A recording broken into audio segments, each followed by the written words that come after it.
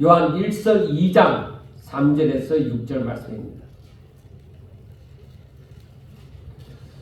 우리가 그의 계명을 지키면 이로써 우리가 그를 아는 줄로 알 것이요 그를 아노라 하고 그의 계명을 지키지 아니하는 자는 거짓말하는 자요 진리가 그 속에 있지 아니하되 누구든지 그의 말씀을 지키는 자는 하나님의 사랑이 참으로 그 속에서 온전하게 되었나니 이로써 우리가 그의 안에 있는 줄을 아노라.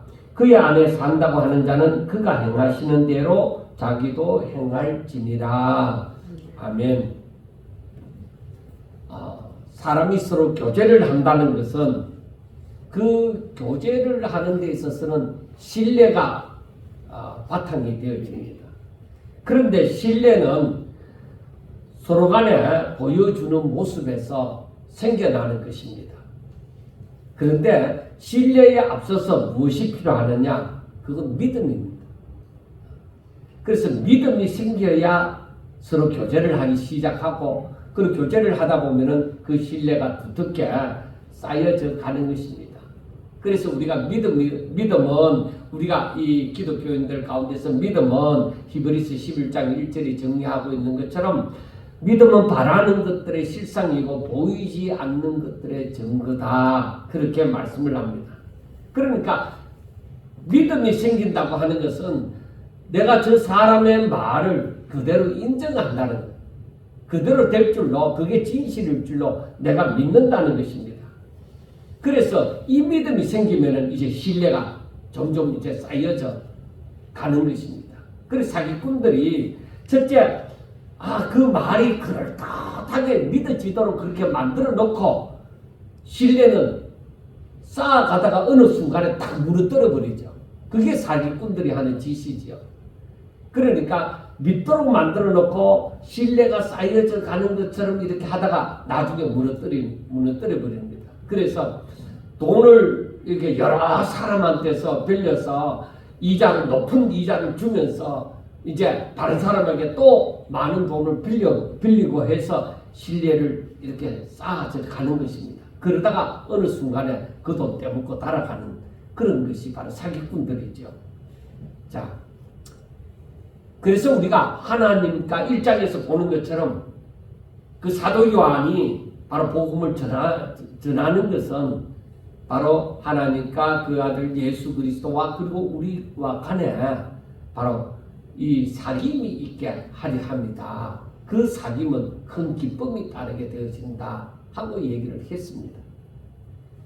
그러므로 우리가 이 사도 요한이 말하는 것처럼 예수님이 누구냐?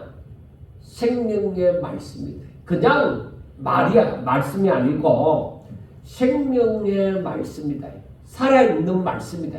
그리고 그 말씀은 능력이 있다. 힘이 있다는 겁니다. 그 말씀은 힘이 있다는 겁니다. 말하면 그대로 되어진다는 것입니다. 그런데 사도 요한은 얘기합니다. 이 생명의 말씀이신 그의 말이 힘이 있다 이 말이죠. 그런데 그 말씀이신 예수님에 대해서 사도 요한은 내가 들어봤고 눈으로 본봤고 그리고 자세히 보고 우리 손으로 만졌다. 그러니까 확실하다. 이분은 확실하다. 그렇게 말을 합니다.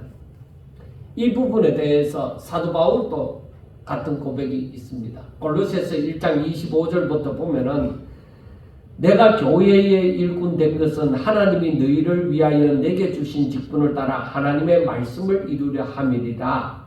이 비밀은 만세와 만대로부터 감추어졌던 것인데 이제는 그의 성도들에게 나타났고 하나님이 그들로 하여금 이 비밀의 영광이 이방인 가운데 얼마나 풍성한지를 알게 하려 하심이라. 이 비밀은 너희 안에 계신 그리스도니 곧 영광의 소망입니다. 우리가 그를 전파하여 각 사람을 권하고 모든 지혜로 각 사람을 가르치면 각 사람을 그리스도 안에서 완전한 자로 세우려 함이니 하고 말씀을 합니다. 그러니까 사도 요한도 얘기합니다. 이 생명의 말씀이신 예수 그리스도는 전에는 우리들에게 보이지 않았는데 이제는 나타나신 바 되어져서 사람들이 그를 볼 수 있게 되어졌다는 것입니다. 그래서 사도 바울도 얘기합니다. 사도 바울도 얘기하기를 전에는 비밀로 감추어졌다. 예수 그리스도가 감추어졌다. 그러니까 사람들이 대다수의 사람들이 구약 성경을 읽으면서 예수 그리스도에 대해서 잘 알지를 못하는 거예요. 잘 알지를 못하는 거예요. 그러니까 우리가 예수님께서 이 유대인들에게 하시는 말씀이 너희들이 영생을 얻으려고 성경을 읽지. 그래, 성경을 읽어보니까 누구에 대해서 기록되어졌더냐? 그 성경은, 즉 그때는 구약 성경을 얘기하거든요. 그 성경은 바로 나에 대해서 기록되어진 것이다. 그리고 유대인들이 깜짝 놀라는 것이죠. 왜? 이 예수님이 메시아이냐? 저들은 그렇게 믿지 않았거든요. 그리고 그 성경이 예수님에 대해서 기록되어졌다고는 크게 생각하지 않았다. 그래서 제가 그 부분을 보면서 생각한 것이 오늘날에도 마찬가지다. 구약 성경을 읽으면서 예수님을 생각하면서 읽는 사람이 얼마나 되겠느냐. 구약 성경을 하나의 이스라엘의 역사로 생각하지 예수님이 그 가운데 중심이 되어진다고 생각하는 사람이 얼마나 되겠느냐는 것입니다. 그래서 제 자신도 그 부분에 대해서 의문이 들었던 것입니다. 구약 성경이 예수님에 대해서 기록되어졌다고? 아니, 이스라엘의 역사잖아. 하나님이 아브라함을 부르시고 그의 후손들을 자기 백성으로 삼으시고, 그리고 그의 백성들이 하나님을 잘 믿나 못 믿나 그 계명을 지키라고 했는데 못 믿을 때는 불순종할 때는 하나님께서 징계를 하시고, 또 순종 잘할 때는 하나님께서 축복하시고, 그렇게 하시지 않았던가? 그런데 예수님에 대해서 기록되어졌다고? 이상하다는 거죠. 예수님이 대해서 직접적으로 간접적으로나마 언급한 것이, 우리가 다니엘서를 보잖아요. 오후에 다니엘서를 보는데 다니엘서의 풀무불 가운데 다니엘의 세 친구가 풀무불에 들어갔는데, 아니 느부갓네살 왕이 보니까 네 사람이더라 이거죠. 그러면 그 한 사람이 예수님이다. 그리고 아브라함에게 천사가 나타났을 때에 그때의 한 사람이 예수님이다. 이렇게 하나님의 현현에 대해서 몇 군데만 얘기할 뿐이지 말을 하고 있지 않는데, 이 구약 성경이 예수님에 대해서 기록하고 있다는 것이죠. 여러분, 제가 이렇게 얘기하더라도 여러분들은 여전히 캄캄할 수 있습니다. 캄캄할 수 있다. 그러나 하나님을 알고자 하여서 이 창세기에서부터 계시록까지 성경을 쭉 읽어가다 보면은 이 하나님의 하시는 일이 보여지는 거예요. 그러다 보면은 구약 성경이 그래 많은 말들이 있지만은 결국에는 예수님을 바라보고 얘기를 하고 있구나. 그래, 그것을 이제 알아보는 방법이 바로 제가 이제 수요 예배와 이 오후 예배 때 하고 있는 방법이에요. 이 성경을 보면서 항상 하나님을 바라보는 그 훈련.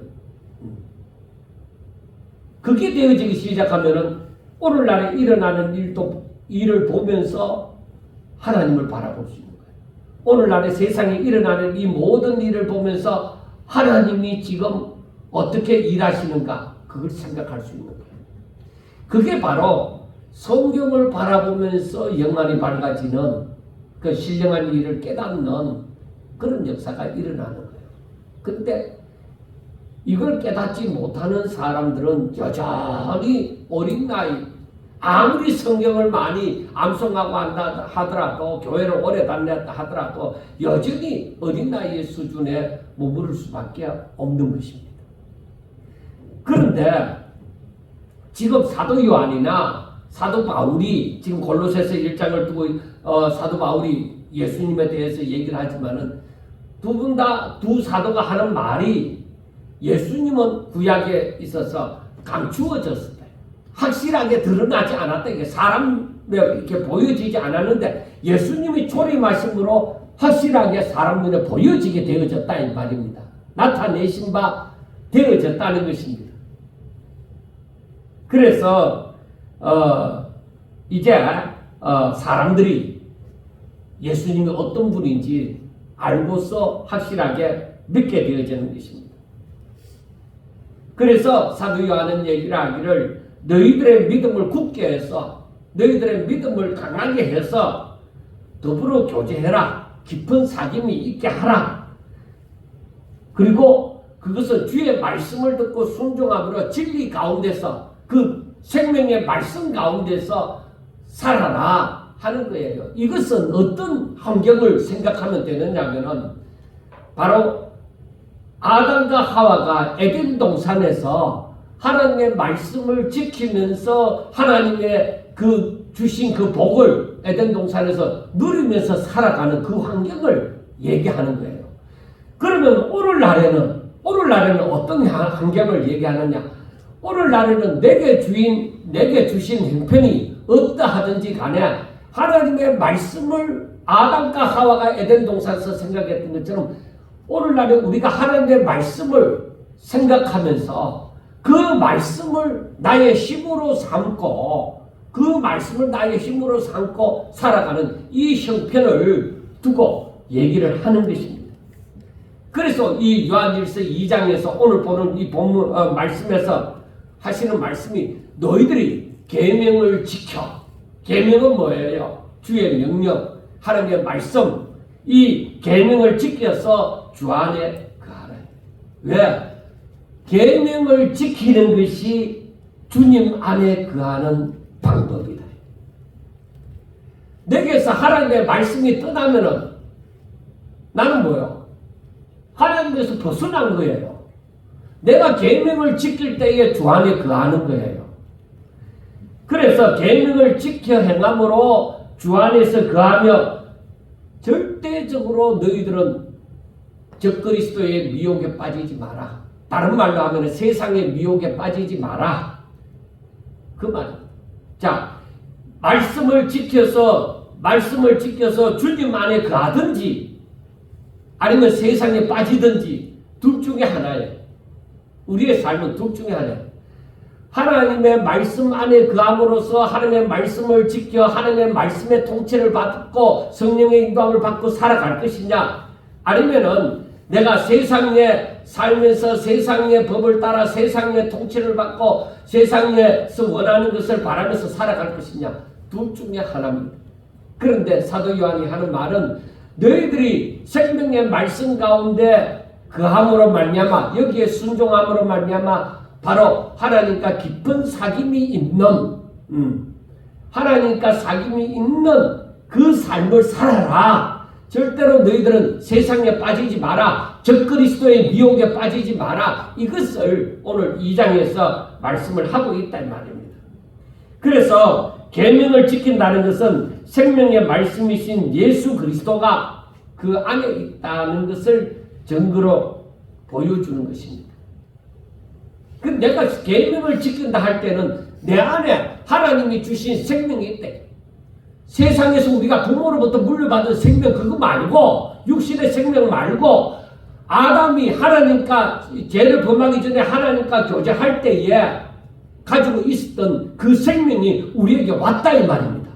죽었던 생명이 내게 다시 주어졌다 이 말입니다.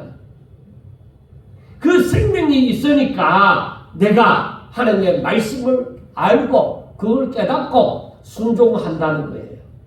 그래서 내가 이 계명을 지킨다고 하는 것은 하나님의 말씀이 내 안에 내 생명이 되어져 있다.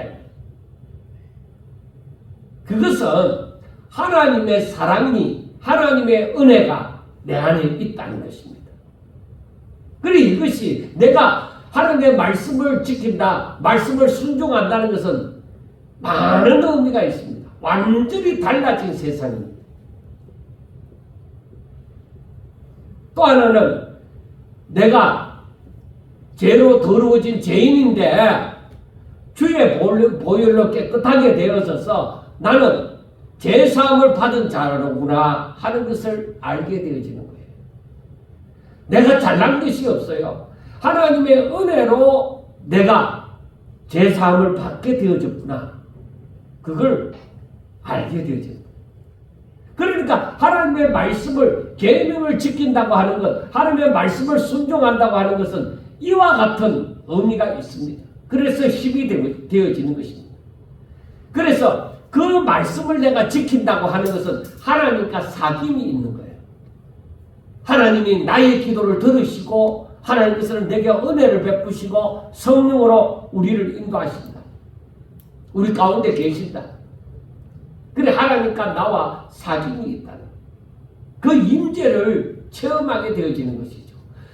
사귐이 있다고 하는 것은 그 서로 간의 마음이 교통한다는 것이거든요. 성령으로 말미암아 우리가 사도신경에 고백하지만은 성령으로 교통함이 있다는 것이죠.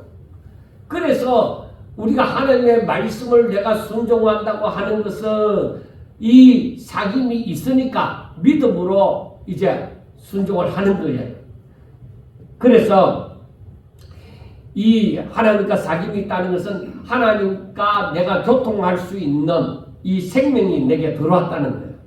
이 생명이 없을 때는 뭐예요? 하나님을 알려고도 할지 아니하고 하나님을 알지도 못하는 거예요. 이 생명이 내게 들어왔으므로 내가 하나님의 말씀을 깨닫게 되어지고 그걸 순종할 수가 있게 되어지는 거예요. 그래서 이런 사람을 중생했다, 거듭났다, 새로운 피조물이 되어졌다, 그렇게 말을 하는 것입니다. 그런데 하나님을 믿는다고 하면서 빛 가운데 행하지 아니하고 하나님의 계명을 지키지 않는 것은 그건 무엇이냐? 스스로를 거짓말하는 것이다. 스스로 속이는 것이다. 진리가 그 사람 안에 없다는 겁니다. 여러분 지식이 있다고 해서 그 지식이 생명이 되어지는 건 아닙니다. 내가 얼마든지 지식은 내가 책을 읽음으로 얼마든지 지식은 쌓여져 갈 수 있습니다. 그러나 그게 생명이 되어지고 피가 되고 살이 되어진다고 하는 것은 온전히 소화가 되어질 때 그게 피가 되고 살이 되어지는 것이죠. 그래서 우리가 내가 하나님을 믿습니다 하는 것은 그 말씀을 그의 말을 내가 온전히 순종한다는 거예요. 나에게 피가 되고 살이 된다는 거예요. 그런데 믿는다고 하면서 빛 가운데 거하지 아니하고 계명을 지켜 행하지 않는 것은 스스로가 속임이 되어지는 것입니다. 진리는 그 속에 없습니다. 그런데 왜 그렇게 되느냐? 사실 종교 생활을 하다 보니까 항상 교회에 가서 예배를 드리고 예물도 드리고 봉사활동도 하고 교회에서 시키니까 여러 가지 일도 합니다. 그러다 보니까 나에게 믿음이 있다고 생각하는 거예요. 그러한 일을 하면서 내가 믿음이 있다고 생각하는 거예요. 그런데 하나님을 믿는다고 생각했는데 전혀 내가 하나님의 말씀에 대해서 믿지도 않고 지식으로는 들어와 있는데 믿지도 않고 하나님을 신뢰조차도 하지 않는다는 것입니다. 그러니까 모양은 하나님을 믿는 사람인데 크리스찬인데 그 속에 하나님의 말씀에 힘은 하나도 없는 거예요. 이런 우스꽝스러운 이러한 생활을 하는 사람들이 오늘날에 많다는 거예요.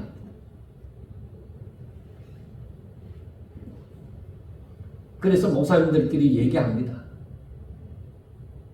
이제 우리 세대에는 이래 뭔가 이렇게 샌드위치 세대이기도 합니다. 왜냐? 신세대도 아니고 그리고 완전한 구세대도 아닌 그 사이에 낀 세대가 되어져서 오늘날 젊은 사람들하고 대화를 우리가 하게 되어지면 세상 사람들도 세대 차이를 느끼지만 우리 신앙에 있어서도 세대 차이를 느끼는 거예요. 아니 똑같은 성경을 두고 하나님을 믿는데 오늘날 젊은 사람들하고 신앙에 대해서 얘기하면 이게 통하지 않는다. 저들이 생각하는 것은 완전히 다르다. 어디서 배웠는지 완전히 다르다. 그러면은 이 세대를 이해를 해야 되고, 그리고 지나간 세대, 우리 선배들이 신앙생활 하던 그것도 우리가 또 이해를 해야 되고, 우리는 이 신세대들을 이끌고 가야 되는데 어떻게 이끌고 갈 것이냐. 중간에서 견인 역할을 잘 해야 이 신세대들이 신앙생활을 똑바로 한다 이 말이에요. 그런데 여러분, 참 고민스럽기도 하겠지만은 진리는 변치 않습니다. 진리는 세월이 가도 변하지 않는 거예요. 아무리 세상이 바뀌어도 진리가 세상을 따라갈 수는 없습니다. 젊은 세대가 그렇게 귀하고 귀하지만은 교회는 젊은 세대를 꼭 원하지 않습니다. 믿음의 사람을 원하지 젊은 세대를 원하지 않습니다. 믿음을 요구합니다. 나이가 많든 나이가 어리든 너에게 믿음이 있느냐, 그걸 원하는 거예요. 그런데 사람들은 교회에 지금 거의 한국 교회의 거의 절반 이상의 교회들이 30명 이하입니다. 그리고 거의 50세 이상의 성도들이 30명 이하의 교회에 있습니다. 그리고 지방에는 이제 우리 현재 법으로는 장로를 세울 수 없는 입장에 있습니다. 왜? 세례교인 25인 이상이 되어져야 되니까. 그러니까 장로를 세우려고 해도 세울 수 있는 사람이 없습니다. 왜? 다 연세가 많으니까. 그런데다가 사람도 세례교인도 25인 이상이 안 되잖아. 그러니까 안 되는 거예요. 그래서 한국교회 앞으로 10년, 미래 10년만 내다보면은 한국교회 과거와 같은 그러한 부흥은 볼 수가 없습니다. 그래서 이 총회가 각 여러 교단 총회에서도 처음에는 미자립 교회, 교인 수 얼마 안 되는 교회에 이 생활비를 지원해주고 어떻게 해보자, 그렇게 했는데 지금에 와서는 그게 통하지 않습니다. 왜? 그런 교회들이 계속 생겨나고 밑빠진 독에 물 붓기입니다. 어떻게 해야 될 것이냐? 우리는 분명하게 성경을 보고 알아야 됩니다. 성경을 보고 알아야 되는데 사람들이 전부 다 똑똑해지고 개별적으로 스승을 두고, 그러니까 저는 그 성경을 그렇게 생각합니다. 개별적으로 스승을 둔다고 하는 것은 유튜브를 한번 생각해 볼 수가 있습니다. 사람들마다 유튜브를 많이 봅니다. 그리고 인터넷을 통해서 많은 그 자료들을 또 봅니다. 그렇게 하면서 자기가 좋아하는 스타일의 목사님, 그리고 그 사람들의 설교나 주장을 듣게 되어집니다. 그리고 인생 살아가는 법을 배우게 되어집니다. 그러다 보니까 하나님의 말씀에 대해서는 관심이 없어져 갑니다. 그리고 고리타분한, 교회에서 고리타분한 얘기, 지금 시대가 어느 시대인데 그런 고리타분한 얘기 하지 말라고 합니다. 여러분, 그러나 분명하게 알아야 됩니다. 진리는 변하지 않습니다. 우리 하나님이 변하신 분이 아닙니다. 진리를 신세대에 맞게 고쳐나간다. 그건 말도 안 되는 일입니다. 그래서 앞으로 교회에 사람이 점점 없어져 갑니다. 제가 뉴질랜드를 갔을 때 시골에 가다 보니까 자그마한 교회들이 비어 있는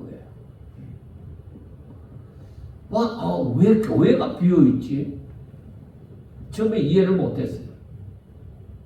그럼 나중에 몇 년 동안 생활하다 보니까 영국 같은 교회에서는, 영국 같은 나라에서는 교회들이 성도들이 있는데도 목사가 없는 교회가 또 많다는 거예요. 뉴질랜드에서 본 교회는 아예 그 교회가 텅텅 막 유물처럼 비어 있었고, 그 영국과 같은 데서는 성도는 있는데 목사가 없는 교회가 또 수두룩한 거예요. 지금이라도 제가 영어로 설교를 자유롭게 할 수 있다면 영국에 가면 교회를 그냥 줘요. 거기서 목회하라. 그 정도로 교회가 비어 있습니다. 왜 그러냐? 재정이 자립이 안 되는 거예요. 그리고 사람들이 이제는 목회해도 별로 다른 거 하는 것보다 살기가 너무 힘든다는 거예요. 여러분, 세상은 점점 이렇게 바뀌어져 갑니다. 그래서 우리가 뭘 바라야 돼? 성경이 뭘 얘기하는가? 그걸 알아야 돼. 성경이 우리에게 뭘 요구를 하느냐? 사람들이 많이 모이는 그러한 교회를 요구하느냐? 아니면 우리들에게서 젊은 세대가 있는 교회를 원하느냐? 아니면은 재정이 풍부한 교회를 원하느냐? 아니면 정말 순수한 심령으로 순전한 젖을 사모하는 그러한 믿음의 성도들을 원하느냐? 그걸 봐야 돼. 우리가 부흥이 되어졌다 얘기할 때 진정 성경이 말하는, 성경을 통해서 우리가 부흥이라고 생각할 때 그 부흥이 무엇이냐? 그것은 하나님을 알지 못하던 사람들이 하나님을 알게 되어진 것. 이게 부흥이에요. 하나님을 모르던 사람들이 하나님을 알게 되어지는 게 부흥이다. 그런데 사람들의 눈은 그렇지 않잖아요. 사람들의 눈은 많이 보여요. 재정도 많고 사람도 많고 교회도 크고, 이게 부흥으로 생각하는. 오늘날에도 마찬가지입니다. 그런데 우리가 생각해야 되는 것이 마지막 심판 때에 하나님께서 무엇으로 심판하느냐? 믿음의 잣대를 두고 얘기합니다. 너에게 말씀이 있느냐? 너에게 하나님의 말씀이 생명이 되어져 있느냐? 그러니까 너는 하나님의 말씀을 순종하면서 살아가는 사람인가? 저에게 말씀이 있는지 없는지를 그 말씀의 잣대를 가지고 말씀으로 심판을 하시는 거예요. 그게 참 중요하다. 자, 여러분,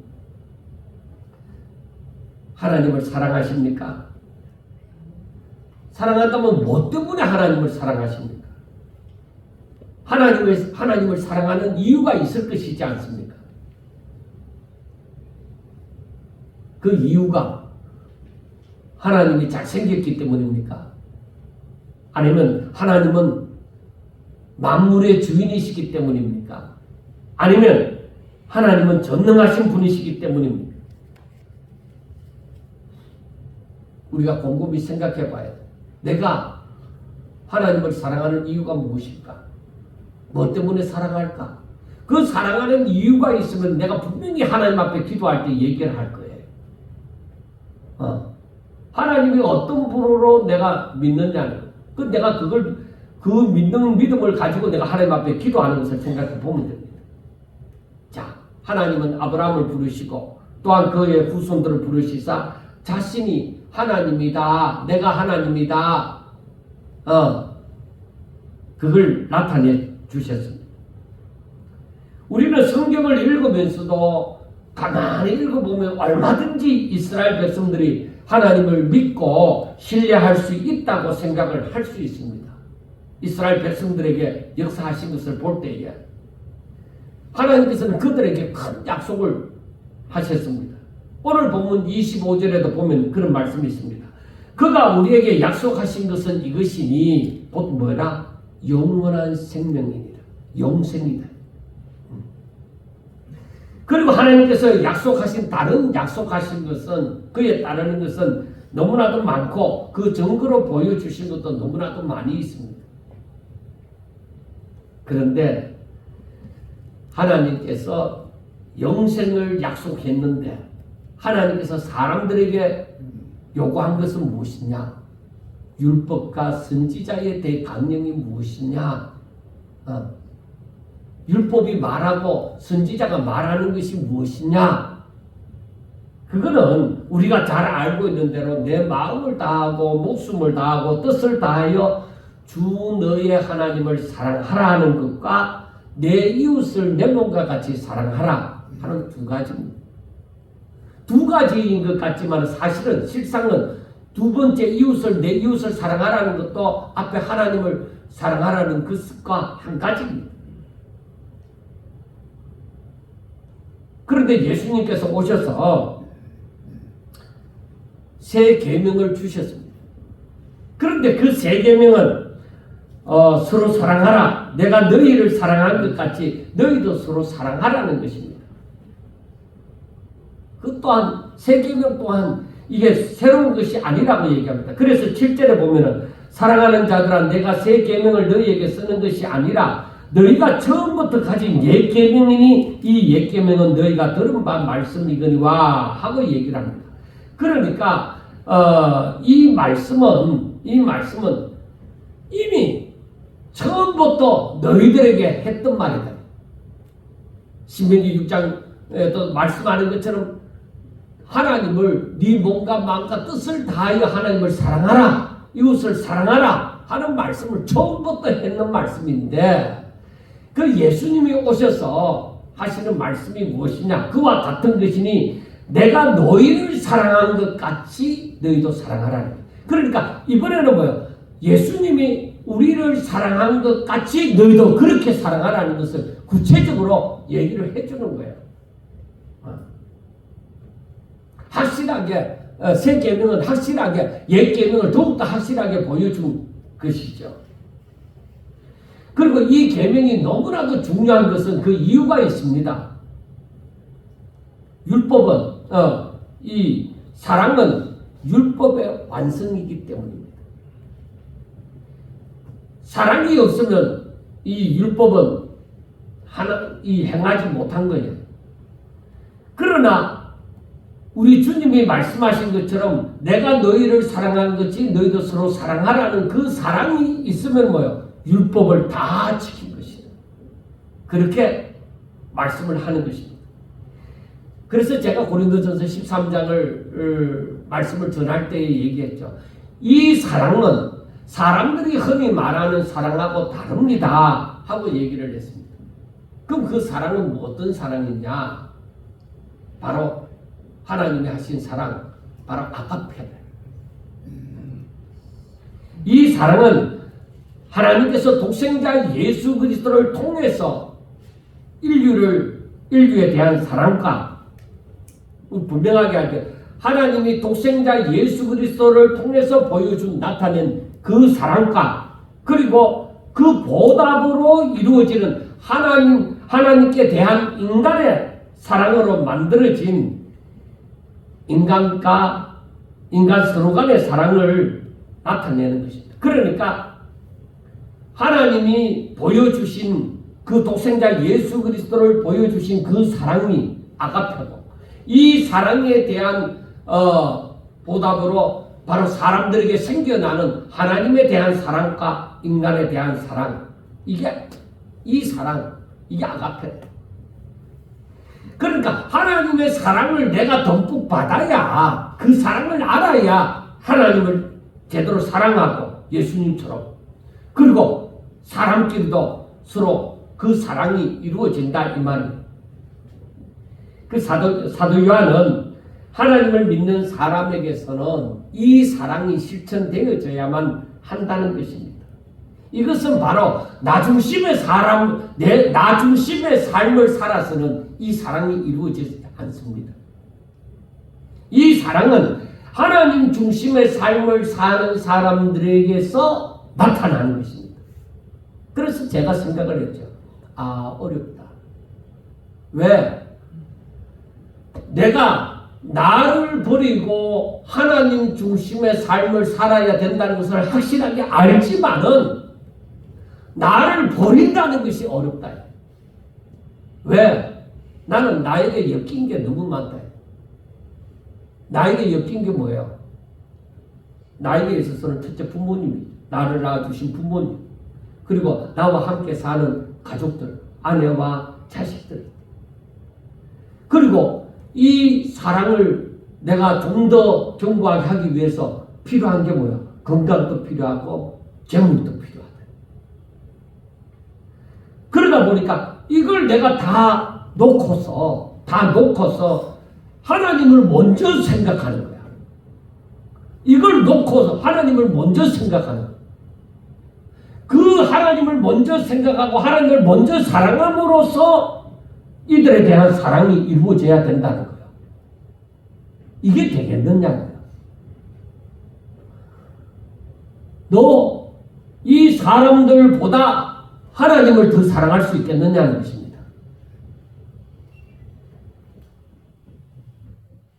예수님이 베드로 보고 얘기합니다.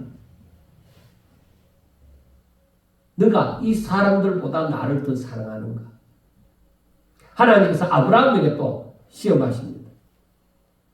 100세에 얻은 아들, 기적과 같이 얻은 이 아들, 약속의 아들, 이 아들보다 내 말을 더 믿느냐, 나를 더 사랑하느냐는 거야. 예수님이 십자가를 두고서 기도할 때야 정말 너무나도 열심히 기도한 거 아시잖아요. 땀방울이 핏빛같이 보이죠. 이게 보통 기도가 아니에요. 자, 보세요. 왜 예수님이 그만큼 힘들게 기도했을까? 이거는 예수님이 죄가 없으신데 하나님을 사랑함으로 그 아버지의 뜻을 이루기 위해서 나를 버려야 되잖아. 내가 죽어야만 되잖아. 그게 힘든단 말이에요. 예수님은 그렇게 말씀을 하십니다. 아버지요, 내가 이 아버지의 뜻을 이루려고 이 땅에 왔습니다. 이 뜻을 이루려고 왔습니다. 할만하시거든 이 잔이 내게서 지나가게 하는 것이 아니라 오직 이 뜻대로 이 뜻을 이루소서. 아버지의 원대로 하옵소서. 이 기도가 나를 버리는 기도. 나 중심이 아니라 하나님 중심으로. 나는 너무 힘들고 어렵지만은 아버지의 원대로 하옵소서. 그거예요. 그게 씻는 자. 그런데 예수님이 말씀을 하세요. 제자들에게. 아무든지 누구든지 나를 따라오려거든 예수님이 걸어가신 그 길을 살려고 하거든, 나와 같이 살려고 하거든, 자기를 부인하고 자기 십자가를 지고 나를 따를 것이에요. 참 어렵다. 예수님은 말씀을 합니다. 너에게 있는 이 모든 부모와 자식들과 전토나 이 모든 세상에 있는 것들을 보다 나를 더 사랑하느냐는 거예요. 여러분, 이 사람들하고 인연을 끊어라 이게 아니라 이 사람들보다도 나를 더 사랑하느냐는 거예요. 나를 더 사랑함으로 이 사람은 나를 더 사랑하는 가운데서 이 사람을 사랑하라는 거예요. 하나님에 대한 사랑만 해라. 그게 아니잖아요. 이웃에 대한 사랑을 얘기를 하잖아요. 이게 참 어렵다. 그런데 여러분 중요한 게 무엇인 줄 압니까? 내가 그렇게 살고 싶지 않다는 거예요. 내가 나를 버리고 살고 싶지 않다는 거예요. 나 죽기 싫어. 하나님 믿어도 난 죽기 싫어. 난 내 뜻대로 살 거야. 나도 살고 하나님도 살면 좋잖아. 예. 그렇습니다. 나도 살고 하나님도 살고. 그 방법이 무슨 방법이에요? 그래서 살고자 하는 자는 죽을 것이요. 죽고자 하는 자는 살 것이다. 그러면 내가 어떻게 해야 돼요? 내가 주를 사랑함으로 하나님을 사랑함으로 내가 죽고자 나를 버리는데 내가 살아나는 거야. 그러니까 부활함으로 살아나라 이 말이에요. 무슨 말인지 알겠습니까? 내가 사는데 지금 나의 부패한 심성으로 살아가는 나 중심의 삶을 온전히 죽임으로 말미암아 하나님이 살리는 그 생명으로 살아라 이 말이에요. 그러면 그 생명으로 나도 살고 하나님도 사는 거예요. 그 생명으로 살 때 이 원리를 제대로 알아요. 우리가 이 세상에 사는데 믿음을 가지고 하나님을 믿는다 하고 사는데 정말로 얼마나 많은 사람이 얼마의 사람이 내가 죽음으로 하나님이 살려주시는 그 생명으로 죽어서 살아나는 그 생명으로 내가 신앙생활을 하면서 살아갈까? 많지 않다고 봐요. 여러분, 이 말씀을 안 들었으면 모를 건데 들었기 때문에 여러분들 심각하게 생각해 보셔야 됩니다. 나도 살고 하나님도 사는 방법. 그게 뭐예요? 내가 죽고 하나님이 나를 살린다. 그래, 하나님이 나도 살았잖아요. 예수님이 그렇게 살았잖아요. 하나님의 뜻을 위하여 예수님이 죽었는데 하나님이 그를 살리셨잖아요. 그러니까 그렇게 나도 내가 죽었는데 하나님 영광을 위해서 내가 죽었는데 말씀을 순종함으로 내가 죽었는데 하나님이 나를 살리는 거야. 예수 그리스도 안에서 나를 살리는 거야. 그 살리는 그 생명으로 바로 하나님을 함께 사는 거예요. 거기에서 신령한 교제가 일어나는 거예요. 거기에서 하나님의 능력이 나타나는 거예요. 거기에서 내가 부유한 가운데도 잘 줄 알고 비천한 가운데도 잘 줄 알고 이게 사람의 능력으로서 되어지는 게 아니라 하나님의 능력으로 되어지는 역사다 이 말이에요. 이러한 삶을 살게 되어질 때에 하나님의 말씀이 곧 능력이라 하는 고백이 나오는 거야. 여러분, 제가 그랬잖아요. 여러분, 지금 우리가 생각하는 이 세상 말고 다음의 세상이 있습니다. 다른 세상이 있습니다. 그래서 이걸 체험하기를 원한다. 이 삶을 살기를 원한다고 얘기했잖아요. 그래, 이 세상을, 그 다른 세상을 내가 알지 못하면 왔다리 갔다리 해요. 뭔가 다른 세상에 대해서 조금 알 것 같은데 안 되는 거야. 제가 요즘에 정치를 이렇게 TV를 잘 안 보려고 합니다. 그렇지만은 이 TV를 잠깐이라도 켜면 아침에 잠깐이라도 켜면 나오잖아요. 그래서 이렇게 쭉 생각하면서 현수막 붙었는 거 이렇게 보면서 야당과 여당의 생각이 다른 거야. 그래서 저는 생각해요. 누가 잘하고 못하는지는 세월이 가다 보면 다 나온다. 해답은 나온다. 우리가 지금 판단해갖고 알 수 있는 게 아니다. 왜? 야당도 국민을 위하고 여당도 국민을 위한다 하면은 어느 생각이 맞겠느냐 하는 것은 나중에 해답이 나. 그렇잖아요. 지금 우리 눈에 보이는 것이 전부가 아니라는 것입니다. 여러분,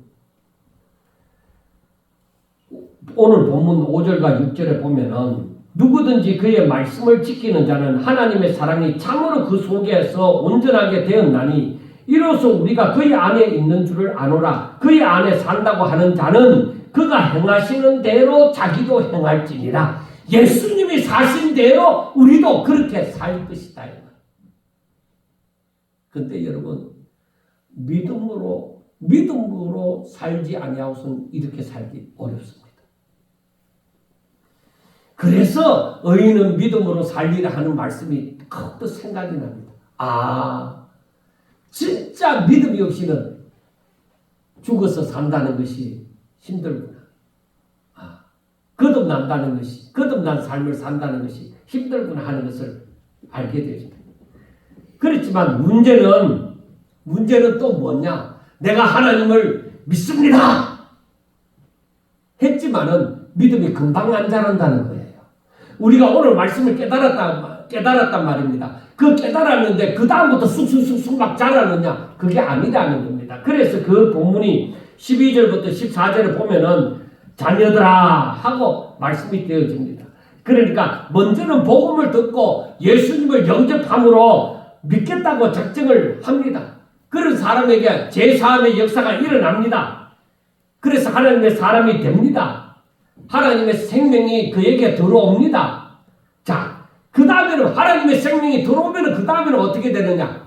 하나님을 알아가야 되죠. 하나님을 알려고 하지 않으면 거기에서 더 이상 자라지 못합니다. 생명의 열매가 맺히지 않습니다. 그런데 하나님을 알아가고자 그렇게 말씀을 읽든지 듣든지 어떻게 하든지 하나님을 알아가야 되는 거예요. 하나님을 알아가는 것은 하나님의 말씀을 순종하는 것 이상 없습니다. 자, 그 다음에 그러한 삶을 살게 되어지면 그 다음에는 뭐야? 내가 마귀를 대적할 수 있는, 마귀와 싸워서 이길 수 있는 힘이 생기는 거예요. 그래, 그 힘이 내 육신의 힘으로 말미암았느냐? 아니에요. 그 힘은 내가 하나님을 믿고 제사함을 받고 이제 하나님의 사람이 되어져서 하나님을 알므로 하나님의 능력, 하나님의 말씀을 순종함으로 내게 생기는 그 힘으로 마귀와 싸워서 이길 수 있게 마귀를 대적하는 자가 되어진다는 것입니다. 그리고 이렇게 신앙의 성장에 가는 사람들에게 나타나는 증거 중에 하나가 무엇이냐? 그 사람들은 이제부터는 뭐요? 아, 이 신세계를 알았잖아. 신령한 것을 알았잖아요. 그러니까 이 사람들은 이 땅의 것을 원하는 것보다가 오히려 하늘의 신령한 것을 사모하고 땅의 것을 위하여 살지 않습니다. 그러면 땅의 것을 다 잃어버리느냐? 사람들이 그걸 잘 알아요. 그건 우리가 성경을 보면서 깨닫는 것이 내가 그 나라와 그의 의를 위하여 살아갈 때 그건 따라가죠. 하나님 내 필요한 거 다 해주신다. 그러니까 성경을 보고 그걸 깨달았으면 뭐요? 내가 믿음으로 정말 그 나라와 그의 의를 위해서 살아가는 삶이 되어져 가는 모습을 봐야 돼요. 그래서 예수님은 말씀합니다. 마태복음 6장 24절에서 말씀하기를 한 사람이 두 주인을 섬기지 못할 것이니 혹 이를 미워하고 저를 사랑하거나 혹 이를 중히 여기고 저를 경히 여김이라. 너희가 하나님과 재물을 겸하여 섬기지 못하느니라. 그러니까 재물을 주인 삼고 살지 마라 이 말이에요. 그러면 하나님을 주인으로 못 삼는 거예요. 내가 하나님과 재물을 놓고서 하나님을 주인으로 삼고 재물에 대해서는 뭐예요? 내가 부리는 종으로 생각하는 거예요. 무슨 말인지 알았죠? 하나님을 주인을 삼을 때는 재물은 내 부리는 종으로 생각하는 거야. 내가 반대로 내가 재물을 주인으로 삼을 때는 하나님을 내 종으로 생각하는 거야. 어떤 종? 하나님, 내가 이 일을 하는데 하나님께서 축복해서 나에게 100배의 축복을 내려주세요. 내가 이 일을 하려고 하잖아요. 종부리듯이 기도하는 거예요. 여러분 이거 심각한 문제예요. 왜? 오늘날 수많은 사람들이 하나님을 종으로 부리고 있어요. 모든 모습은 하나님을 섬기는 것처럼 보이지만 하나님을 종으로 생각합니다. 왜? 나 중심의 삶을 살기 위해서. 내 뜻대로 살기 위해서. 내가 원하는 것을 이루도록 하기 위해서. 하나님이 원하는 것은 따로 있는데 내가 하나님이 이것을 원할 것이다. 이렇게 내 생각이 따로 있는 거예요. 하나님이 원하는 것은 이건데 내 생각으로 하나님이 이것을 원할 것이다. 그렇게 생각하는 거예요. 그러니까 영 다른 부분 생각하죠. 제가 월요일날 묵상하는 데 있어서 그 보내준 것이 있죠. 주여 주여 하는 자마다 다 천국에 들어갈 것이 아니라 내 아버지의 뜻대로 행하는 자라야 할 것이에요. 그러니까 하나님의 뜻은 여기 있는데 내 뜻은 여기 있는 거야. 그러니까 이런 사람들은 뭐요? 하나님께서 불법을 행하는 자들아 나는 너희들 모른다. 그들이 선지자 노릇하고 그들이 능력도 행하고 귀신도 쫓아내고 그들이 많은 권능을 행했는데 다른 사람들이 바라볼 때 야 박수치고 할렐루야 하나님께 영광을 돌립니다 하고 막 정말 대단했는데 하나님께서 나 너 몰라. 여러분 그때 가서 얼마나 잘못된 신앙생활을 했는지를 알게 되어지겠죠. 그때 가서 후회하게 되겠죠. 그래서 우리는 하나님의 뜻이 무엇인가 하는 것을 분명하게 깨달아야 되는 거예요. 그래서 바울은 골로새서 3장 1절과 2절에서 얘기하죠. 너희들 위의 것을 찾아라. 너희들이 정말 하나님의 사람이라면 위의 것을 찾아라. 땅의 것 찾지 마라. 그렇게 말씀을 하죠. 여러분 세상의 모든 부귀 영화를 누렸던 그 솔로몬 왕이 하는 말이 이 전도서 1장 2절과 3절을 보면은 헛되고 헛됨이 헛되고 헛되니 모든 것이 헛되도다. 해 아래서 하는 모든 수고가 사람에게 무엇이 유익한가? 사람이 자기의 욕심으로 살아가는 모든 결과가 뭐예요? 나중에 헛된 거예요. 기껏 해봐야 한평 남짓한 그 땅에 뭐 자기가 누리던 거 그 같이 함께 소장해갖고 그게 묻어지는 거 그뿐입니다. 요즘에는 또 다 하장을 해버리죠. 아무것도 없습니다. 그래서 이 솔로몬이 헛되다 하고 얘기를 해놓고 전도서 12장 마지막 그 1절에 가면은 뭐라고 얘기하느냐면 너는 청년의 때에 창조주를 기억하라고 얘기합니다. 하나님을 기억하고 사는 것 이상 없다는 거예요. 인생에. 여러분들 그걸 아셔야 돼요. 내가 하나님을 기억하고 하나님 중심으로 살고 하나님 사랑으로 사는 것 이것 이상 사람에게 행복한 것이 없다. 이 말은 세상 끝날이 오기 전에 하나님을 알고 하나님 앞에서 너희들이 살아라 하는 말입니다. 그리고 오늘 본문 그 15절과 17절에도 말씀하기를 이 세상이나 세상에 있는 것들을 사랑하지 말라. 누구든지 세상을 사랑하면 아버지의 사랑이 그 안에 있지 아니하니 이는 세상에 있는 모든 것이 육신의 정욕과 안목의 정욕과 이생의 자랑이니 다 아버지께로부터 온 것이 아니요 세상으로부터 온 것이라. 이 세상도 그 정욕도 지나가자 오직 하나님의 뜻을 행하는 자는 영원히 거하느니라. 그러니까 이 사도 요한이 하는 말이 뭐예요? 이 세상이나 세상에 있는 것도 사랑하지 말라는 거예요. 그런데 오늘날 교회 안에 있는 사람들도 얼마나 사랑하면서 살아갑니까? 절대 못 놓쳐. 내가 교회를 안 다니도 그거는 절대 못 놓쳐. 왜? 내가 어떻게 해서 모은 건데? 내가 어떻게 해서 이 탑을 쌓았는데 이걸 내가 왜 무너뜨리느냐는 거예요. 자기의 탑을 못 무너뜨려. 그런데 여러분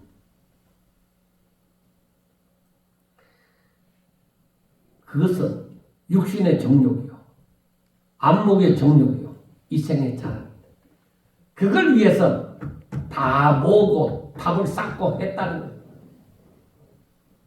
그게 공tun탑이죠. 인간의. 근데 하나님께서는 뭐예요? 그것 사랑하면 안 된다. 그래, 그 말은 뭐예요? 그것을 제물로 삼지 말라. 참, 그것을 주인으로 삼지 말아요. 내가 국회의원이었는데, 국회의원이시면 왜 했다고? 죽을 때도 또 국회의원 몇 배 달고 무슨, 죽습니까? 국회의원은 천국에 좋은 자리 않습니까? 다 한 줌의 흙으로 다 돌아가 버리는데. 그런 자존심 가지고 살지 마라. 하나님의 사람으로 살아. 하나님의 사람. 그게 중요한 거예요. 하나님을 믿는 사람은 세상에 있는 것들에 미혹돼서 믿음을 저버리는 일이 있어서는 안 된다는 거예요. 마귀는 항상 땅에서 잘 되는 일로 말미암아 사람을 미혹합니다. 그리고 예수님에게 다가와서도 마귀가 야, 네가 하나님의 아들이거든. 이 돌들이 뜯덩이가 되게 해봐라. 자, 저 성전에서 뛰어내려봐라. 내가 네한테 이 모든 부귀가 다 명령돼 다 줄게. 배고픈 사람은, 거기에 굶주린 사람은 그 말에 현혹될 수밖에 없습니다. 여러분, 땅의 일이 끝나면 영원한 심판을 받을 것이니 이 마귀는 이 땅의 일에 대해서 사람들로 하여금 관심을 가지도록 만듭니다. 왜? 땅의 일이 끝나면 그 다음 세상은 저들이 멸망뿐입니다. 그래서 저들은 주의 재림이 없다고 얘기하고 모든 사람이 다 구원받는다고 얘기하고 그리고 아무 걱정할 거 없어 그렇게 얘기합니다. 그러나 여러분, 세상에는 이와 같이 사람을 미혹하는 영들이나 과거나 현재나 미래에도 항상 있을 것입니다. 사람을 미혹하는 영은 옛부터 있어 왔습니다. 그리고 사람을 미혹해서 하나님을 올바로 믿지 못하도록 합니다. 그리고 저들은 자신을 믿도록 합니다. 그리고 나중에는 자신이 하나님이라고 얘기합니다. 자신이 메시아라고 얘기하고 자신이 성령이라고 얘기합니다. 우리가 이 사도 요한은 오늘 본문 18절에 보면은 지금 또 많은 적그리스도가 일어난다고 얘기합니다. 앞으로 우리가 사는 이 세대는 적그리스도가 얼마나 나타날지 모릅니다. 그래서 그리스도가 여기 있다 저기 있다 막 얘기를 한다 이 말이에요. 그래도 믿지 말라요. 그들의 중심은 뭐냐? 진리에서 떠나게 만듭니다. 자, 여러분, 성경을 똑바로 해석하지 못하고 똑바로 알지 못하고 자기 마음의 욕심을 따라서 해석하다 보니까 이렇게 미혹에 빠져버리는 것입니다. 그래서 사도 요한은 24절에서 너희는 처음부터 들은 것을 너희 안에 거하게 하라. 처음부터 들은 것이 너희 안에 거하면 너희가 아버지와 아들 안에 거하리라. 여러분, 하나님과 깊은 사귐이 있기 위해서 하나님의 말씀을 순종하고 주님과 함께 거하는 것이 중요합니다. 그래서 요한복음 15장 7절에 있는 말씀처럼 내 말이 너희 안에 거하고 너희가 내 안에 거하면 무엇이든지 원하는 대로 구하라. 그리하면 이루리라. 이게 무엇이냐? 너희들이 나와 사귐이 있으면 너와 내가 사귐이 있어서 하나가 되어지면 형통합니다. 믿습니까? 정말 주와 깊은 사귐이 있어 형통하는 자가 다 될 수 있기를 주의 이름으로 축원합니다. 기도드리겠습니다. 하나님 감사합니다. 저희들에게 믿음을 다하여 주시고 저희들에게 복을 허락하사 저희들이 하나님을 더욱더 잘 알게 해주시고 하나님의 말씀이 깨달아지게 해주시고 하나님 앞에 영광 돌리는 자가 되게 해주시고 하나님의 말씀을 순종하도록 살게 하여 주시고 그 말씀의 능력의 임재를 날마다 체험하면서 살아가게 하여 주시옵소서. 예수님 이름으로 감사하며 기도드리옵나이다. 아멘.